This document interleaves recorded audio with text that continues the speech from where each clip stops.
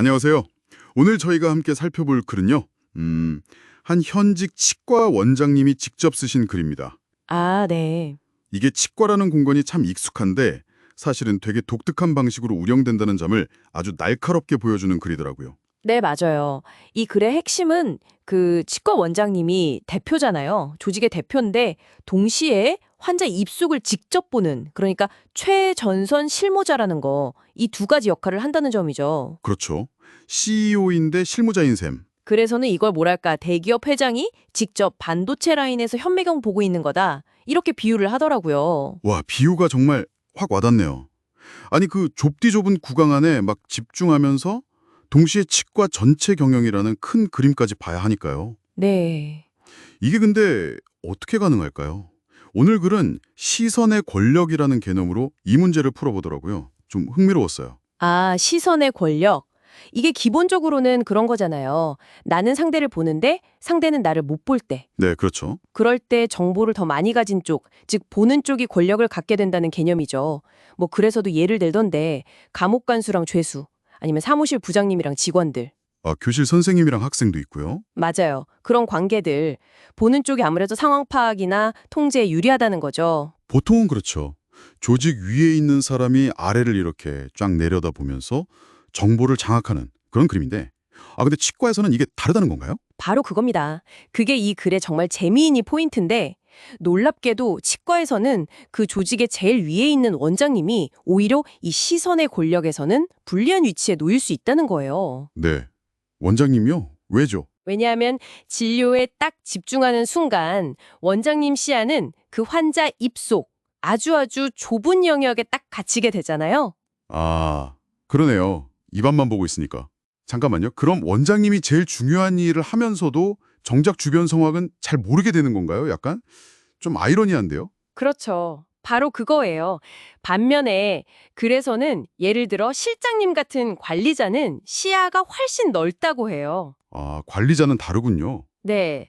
대기실 분위기나 옆 진료실 상황, 뭐 다른 직원들이 어떻게 움직이는지, 환자들 표정은 어떤지, 심지어는 진료에 막 열중하는 원장님 뒷모습까지도 다 볼 수 있다는 거죠. 야, 그래서 이 글에서 시선 권력 서열을 매기는데 이게 진짜 재밌어요. 환자는 누워 있으니까 시야가 제일 좁아서 최하위. 그렇죠. 입만 벌리고 있죠. 그다음이 그 입속만 봐야 하는 원장님. 그리고 원장님 옆에서 같이 보는 어시스트 선생님이 그 다음이고. 전체를 다 보는 실장님이 최상위다. 이런 분석이더라고요. 맞아요. 그러니까 정보 접근성만 놓고 보면 원장님이 생각보다 불리한 위치에 있다는 거죠. 그럼 이 정보 부족은 어떻게 메워야 할까요? 눈으로 못 보는 건데. 네, 그래서 원장님은 직접 보지 못하는 그 정보들을 다른 방식으로 얻어야만 하는 거예요. 여기서 이제 소통 시스템이 정말 중요해지는 거죠. 아하.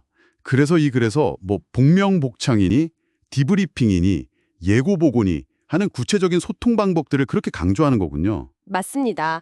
복명복창은 지시 사항 다시 확인하는 거고, 디브리핑은 일 끝나고 잠깐 모여서 상황 공유하는 거. 예고 보고는 뭐 미리 알려주는 거고요. 네네. 이런 규칙들이 결국 원장님의 그 시야 밖 정보를 채워주는 역할을 하는 거거든요. 아, 시야 밖 정보. 네, 글에 나온 비유가 또 재밌는데 원장님을 버스 운전수에 비유해요. 버스 운전수요? 네, 아주 긴장해서 버스를 운전하면서 동시에 버스 안 승객들 상황까지 다 알아야 하는 그런 운전수요. 근데 운전수는 앞만 봐야 되잖아요. 뒤쪽 상황은 잘 모르죠. 그렇죠. 눈미러로는 한계가 있으니까. 그러니까 버스 승객들, 즉 치과 직원들이 먼저 손들고 기사님, 뒤에 무슨 일 있어요?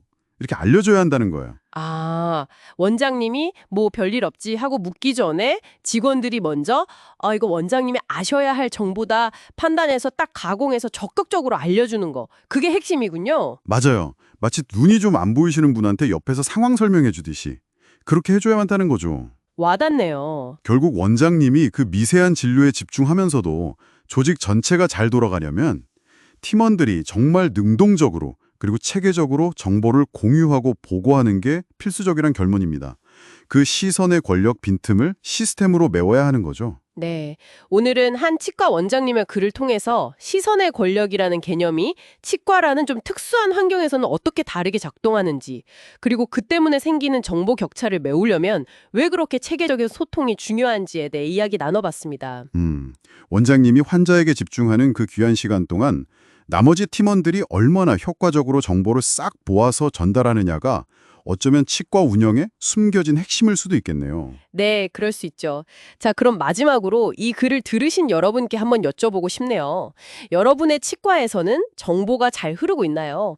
혹시 원장님만 모르는 시선의 사각지대는 없을까요? 아찔한데요? 오늘 저희가 얘기한 복명복창이야 디브리핑 같은 방법들 말고도 우리 팀에 더 잘 맞는 소통 방식은 뭘지, 혹시 우리 치과에 정보 블랙홀 같은 게 생기고 있는 건 아닌지 한번 점검해 보시는 것도 좋지 않을까 싶습니다.